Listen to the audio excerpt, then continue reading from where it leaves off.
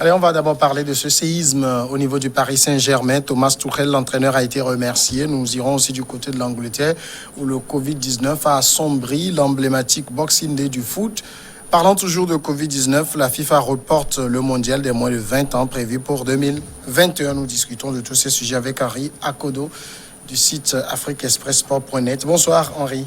Bonsoir Samuel, bonsoir à nos amis téléspectateurs. Et joyeux Noël surtout. Merci à vous pareillement.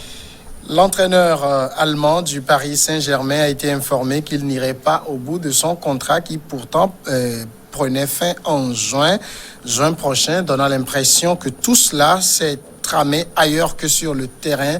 Mauricio Pochettino le remplacera. Exit donc Thomas Tuchel. Tremblement de terre à Paris après 2 saisons et demie et une finale de Ligue des Champions perdue. Le PSG s'est offert jeudi une révolution inattendue en évinçant l'entraîneur allemand Henri Akodo. Est-ce qu'il y avait des signes avant-coureurs de ce tremblement de terre? Quand on analyse un peu le début de saison du PSG avec les rapports tumultueux qu'il y avait entre le directeur sportif Leonardo et Thomas Tuchel, l'entraîneur, et quand on regarde un peu les déclarations par médias interposés que ces deux hommes du PSG ont eu à faire aux médias, on n'est pas surpris de cette évolution de la situation, de ce changement qui était véritablement entre guillemets spectaculaire la foire des Nez le vendredi dernier, le jeudi dernier, c'est-à-dire hier. Donc on pourrait dire sans embâche que c'était pas quand même surprenant. Maintenant, vu un peu le contexte, notamment cette victoire, cette décision a été prise après la victoire face à Strasbourg en championnat, cette belle victoire que le PSG a obtenue, et avec ce spectacle offensif, et on se disait qu'en principe, au-delà des difficultés que le PSG a eu à traverser avec ces blessures à répétition de ces grands joueurs, cette difficulté à pouvoir se maintenir, du moins à pouvoir se qualifier pour la prochaine phase de la Ligue des Champions, et un classement qui était véritablement assez pas en faveur du PSG. En tout cas, habituellement pour ces 5 dernières années, le PSG finissait toujours premier avant la trêve hivernale, mais cette fois-ci le PSG n'est pas premier au classement, le PSG n'est que 3e au classement. Donc tous ces aspects-là n'ont pas concouru à ce que Thomas Tuchel puisse être maintenu dans ses fonctions. Mais on a aussi l'impression que, je le disais tantôt, tout ça ne s'est pas simplement joué sur les contre-performances du PSG. Est-ce qu'il y avait d'autres raisons en amont? Il faut dire qu'avant la dernière rencontre du PSG pour cette année, face à Strasbourg, Thomas Tuchel avait fait une déclaration dans un média allemand, Sport 1, où il disait en substance qu'il n'est pas un politicien. Il a comme l'impression qu'il est devenu un politicien du sport, ou un ministre des Sports, ou quelqu'un qui dirige le PSG, parce que il est affublé par les critiques. Il est critiqué avec véhémence un peu de partout, et donc c'est cette déclaration-là qui a tout simplement fait éclater l'affaire. Et donc derrière, il a eu à préciser, à faire le point, à préciser que véritablement c'était une blague qu'il faisait, que cette déclaration ne devait pas être sortie dans la presse, et que le journaliste en question a fait preuve de mauvaise foi. Donc on pourrait dire que c'est cette situation-là, cette déclaration, qui peut s'apparenter à des critiques acerbe contre la direction parisienne, qui a précipité le sort de Thomas Tuchel. Mais à part ça, quand on regarde un peu, je parlais tantôt du contexte qu'il y a eu après la finale de la Champions League la saison dernière. Il n'y a pas eu assez de préparation physique pour les joueurs. Il y a eu beaucoup de blessés. Ouais. Et quand vous écoutez un peu les propos de Thomas Tuchel dès l'entame de la saison, avec les contre-performances que le PSG a eu à faire, il disait en substance que aujourd'hui, ils n'ont pas véritablement, ils ne se sont pas véritablement renforcés dans ce mercato estival, et que ce n'est pas de sa faute. Il justifie entre guillemets contre-performance de son équipe. Donc, je pense qu'à ce niveau-là, cela n'a pas plaidé en sa faveur. Et derrière, comme vous le disiez tantôt dans votre introduction, je pense que cela s'est joué également au niveau du Qatar avec les dirigeants du PSG qui ont choisi opter pour le camp Leonardo parce que c'était une guerre entre Leonardo, le directeur sportif, et Thomas Tuchel. Quand on regarde un peu l'enracinement de Leonardo dans ce club, on n'est pas quand même surpris que finalement les Qataris ont tout simplement pris le camp de Leonardo en évinçant Thomas Tuchel, l'Allemand. Alors aujourd'hui, donc, Thomas Tuchel est out du PSG. Pourtant, c'est pas un entraîneur dont on peut être très critique des résultats. C'est vrai que ce début de saison, aussi bien en championnat qu'en Ligue des Champions, a été un peu poussif, mais il a quand même permis au PSG d'écrire une certaine page de son histoire. Effectivement, il a remporté plusieurs championnats Ligue 1 avec le PSG. Il a remporté 4 championnat avec le PSG. Il a quand même remporté les coupes nationales également. Il a fait une finale de Champions League.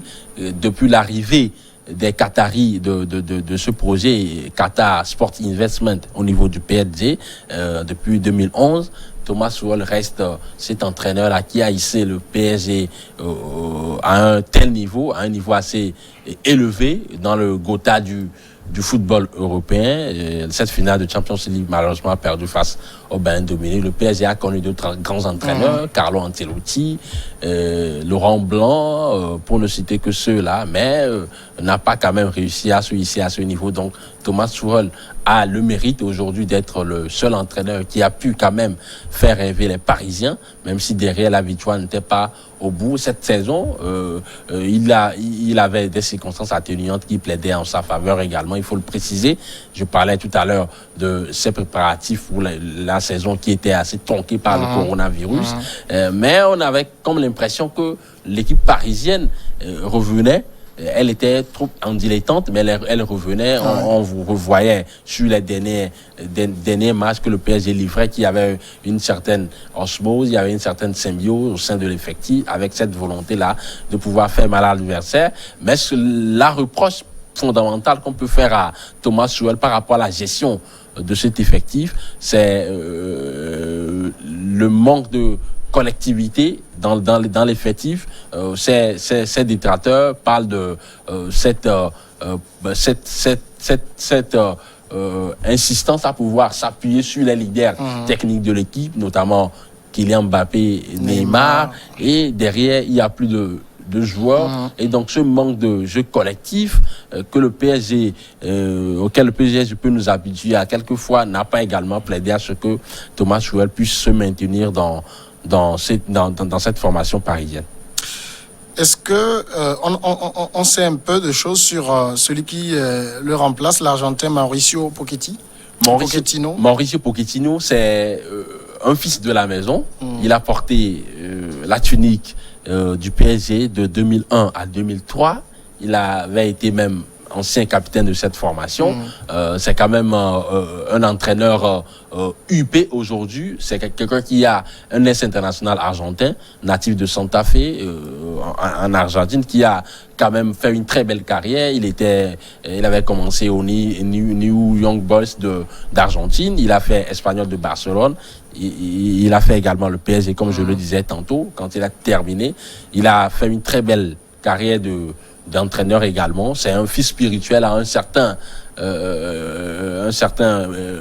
Bielsa, l'actuel entraîneur de Leeds. Oui. C'est un fils spirituel de ce grand monsieur. C'est un fin tacticien, quelqu'un qui est féru d'un beau football, un football chatoyant. Il a fait ses preuves à Southampton en Angleterre. C'est lui qui a révélé notamment Sadio Mané au niveau de Southampton. Il a fait également au Tottenham. C'est lui qui a donné la confiance à Harry Kane avant que Mauricio Pochettino n'arrive à Tottenham. Harry Kane était méconnaissable et donc il a fait confiance à ce jeune joueur à l'époque qui aujourd'hui est devenu l'un des plus grands buteurs du championnat anglais. Il a fait une finale avec cette équipe justement à l'Espoir de Tottenham face à Liverpool en 2019. Donc c'est quand même un entraîneur qui est huppé, qui a un discours fédérateur, c'est quelqu'un qui est très proche des joueurs, c'est quelqu'un qui véritablement peut encenser ses joueurs et ses joueurs le lui rendent sur le terrain. Et quand vous regardez un peu le jeu que le Tottenham a pratiqué sous sa direction, c'était quand même exceptionnel, c'était quand même spectaculaire. Donc je pense que il a quand même ces coups de France nécessaires pour espérer porter le PSG au firmament du football européen. Il a également certains aspects qui plaident en sa faveur. Il a dans cet effectif parisien plusieurs joueurs d'origine sud-américaine.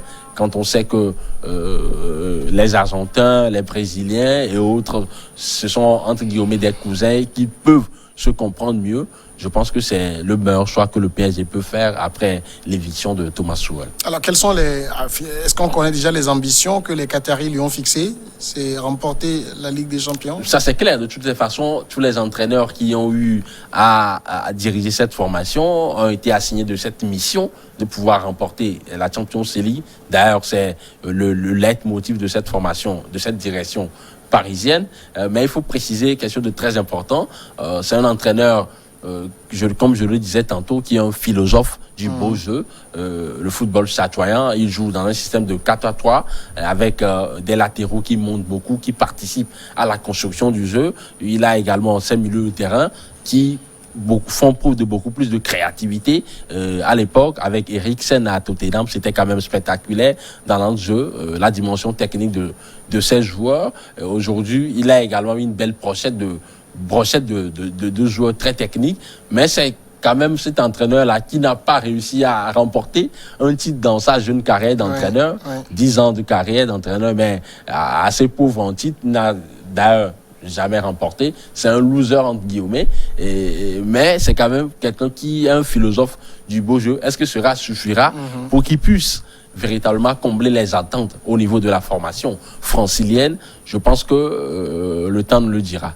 D'ailleurs, c'est ce que révèle Idriss Benjama, un des supporters parisiens qui s'est dit perplexe sur le profil de Pochettino, qui est au palmarès vierge de tout trophée, malgré une Ligue des Champions atteinte, une finale de Ligue des Champions atteinte en 2019 avec Tottenham. Contrairement à ce supporter parisien, il y a d'autres qui sont très confiants, en tout cas, notamment son ancien coéquipier. Il est un ancien joueur du PSG, le malgache Eric Abessandratana, qui parle d'un homme qui est un passionné de football et qui est capable de pouvoir créer cet exploit pour le PSG en remportant un titre majeur. Il faut également préciser qu'aujourd'hui, c'est quand même très compliqué de pouvoir recruter un entraîneur de grande envergure qui a de l'expérience et qui a fait ses preuves ailleurs et qui a remporté des titres, parce que le Marseille est quand même très compliqué. Aller dégoter comme ça un entraîneur en pleine saison avant le mercato hivernal, c'était quand même compliqué. Il y a qui aujourd'hui, à part Mauricio Pochettino? Vous avez Massimiliano Allegri, l'ancien entraîneur de la Juventus de Turin, du Milan AC. Donc il n'y avait pas assez d'opportunités pour cette direction parisienne. Je pense que Mauricio Pochettino est le moins de mal. Le moins de mal. Donc on se sépare de Thomas Tuchel, mais le PSG va devoir débourser quelque chose puisque son contrat n'arrive qu'à terme en juin prochain. Et effectivement, quand on analyse un peu avec objectivité les propos qu'il a tenus, il sous-tend que ce sont des propos qui étaient une blague, c'est-à-dire en allemand, et que ces propos ont été sortis du contexte.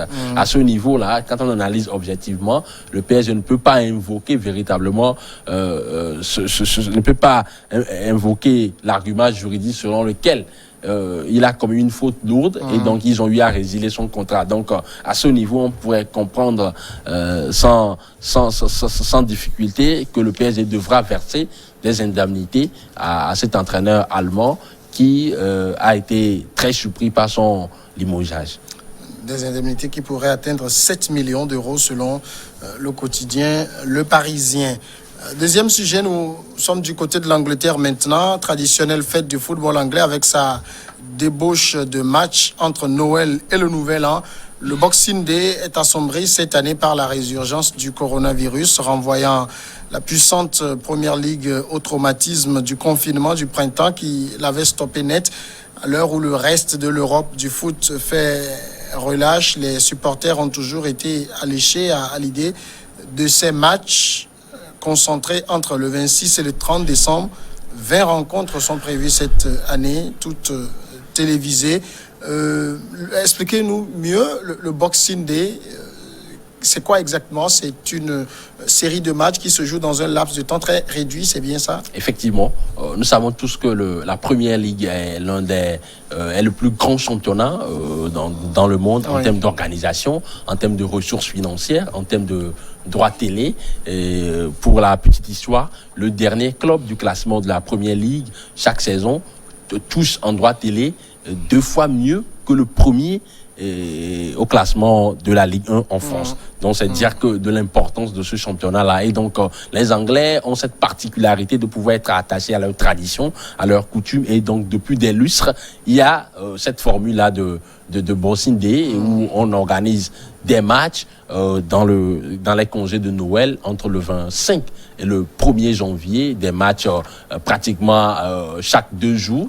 Donc, c'est quand même des rencontres assez spectaculaires avec un calendrier très chargé et souvent, il y a véritablement de l'ambiance dans les stades. Et cette année, avec la résurgence des cas de coronavirus en Angleterre, on n'aura pas assisté à cette grande fête avec les supporters. Il y avait quelques semaines, les organisateurs de la Première Ligue avec les autorités anglaises avaient quand même fait des concessions en autorisant l'entrée au stade de certains supporters. On a constaté que la rencontre Liverpool et Tottenham était dans un stade s'est déroulée dans un stade Anfield Road à moitié plein avec des supporters qui étaient véritablement déterminés. Et donc on se disait que la situation va s'améliorer avant le Boxing Day et véritablement dans les autres stades également les supporters auront droit à ces spectacles exceptionnels. Mais finalement ces cas de coronavirus qui ont commencé par flamber ne permettront pas que les supporters puissent assister à cette fête. Donc c'est quand même regrettable. Je pense aujourd'hui que cette situation elle est quand même inimaginable. Il y a de cela quelques années, parler de Boxing Day sans supporters dans les stades, je pense que c'est quand même un cauchemar pour les supporters anglais. Donc, c'est des matchs qui vont quand même se jouer sans supporters, c'est ça? Effectivement, c'est les matchs qui vont se jouer sans supporters. Mais par contre, il y aura quand même les supporters auront la possibilité de regarder ces matchs à la télévision. Ces 20 rencontres seront diffusées en direct à la télévision. Au-delà de ce spectacle auquel les supporters n'auront pas assisté en live dans les stades, je pense que ce sera un Boxing Day assez spécial, assez particulier, pour la simple raison que regardez un peu le contexte avant le début de la saison, comme pour le PSG, ces équipes anglaises n'ont pas eu quand même la possibilité de pouvoir préparer de manière intense physiquement la saison. Les joueurs n'ont pas eu à travailler le foncier, ils n'ont pas eu à faire de tournée, il n'y a quasiment pas eu de repos. Et donc, dès l'entame de la saison, on a vu également ce calendrier spectaculaire avec les enchaînements des matchs. Nous savons qu'en Angleterre, c'est un rythme ébouriffant, des matchs à un rythme ébouriffant. Et donc, le calendrier est assez dantesque pour ces différentes équipes. Et enchaîné avec le Boxing Day, je pense que ce sera l'hécatombe au niveau de ces équipes. Donc, les équipes qui n'ont pas assez de profondeur de banc vont perdre des plumes dans ce Boxing Day, coûte au coûte. Je pense que ces équipes-là, notamment les grands, Manchester City, Liverpool, Tottenham, Chelsea, pour ne citer que Fulham, Arsenal, bien évidemment. Arsenal est en difficulté en ce moment, ce n'est pas la grande santé. Et Fulham également, c'est une équipe qui se délite. Et donc, je pense que ce sera très compliqué pour ces équipes-là. Par contre, pour les équipes bien aguerris, qui ont un effectif, une profondeur de base assez intéressante, et tout ça là auront quand même la possibilité de pouvoir prendre des points dans ce Boxing Day. Il faut rappeler que Liverpool est premier au championnat dans le classement, suivi de Leicester. Et donc je pense que Liverpool en tout cas aura l'occasion pour ce Boxing Day de pouvoir encore une fois creuser l'écart par rapport à ses concurrents. Donc en fait on joue et c'est juste les supporters qui manquent et forcément ça doit faire mal un peu aux supporters. Oui, ça doit faire mal un peu aux supporters, mais il faut également préciser que il y a une incertitude qui plane aujourd'hui même sur l'organisation de certaines de ces rencontres. Parce qu'aujourd'hui du 20 au 25 décembre, il y a eu des tests qui ont été effectués sur 1569 joueurs. 6 joueurs ont été testés positifs. C'est-à-dire que dans les jours à venir, si d'aventure, selon le protocole qui a été édité par la Fédération anglaise de football, si d'aventure, dans certaines équipes, il y a plus de 7 cas de coronavirus, ces rencontres-là pourront être reportées, reprogrammées. Mais l'incertitude également qui est à ce niveau, c'est que nous savons très bien que derrière, en février, les compétitions européennes, notamment la Champions League et la Ligue Europa, vont revenir. Il y a 3 clubs anglais, toujours en lice en Champions League, 4 en Ligue Europa. Si d'aventure, il y a des reports de matchs, parce qu'il y a eu des cas de coronavirus dans plusieurs équipes, comment est-ce qu'ils pourront reprogrammer ces matchs-là? Donc, le calendrier, ce sera véritablement une casse-tête un casse-tête plutôt pour ces organisateurs-là. Si d'aventure, il y a beaucoup de cas de coronavirus dans ces différentes équipes, espérons que ils prendront quand même les précautions nécessaires pour qu'on puisse assister à des spectacles dans ces stades.